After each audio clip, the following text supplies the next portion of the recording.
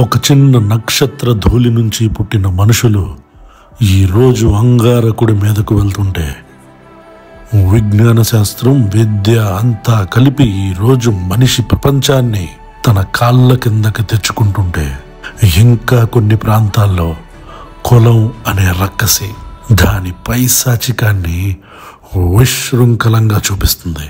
చదువు నేర్చుకోవాల్సిన విద్యాలయంలో కూడా కులరక్కసి పడగలెత్తితే, విద్య నేర్పాల్సిన మాస్టరే కుల వివక్ష చూపిస్తే, ముక్కు పచ్చలారని పసిపిల్లల మీద కుల వివక్షణ.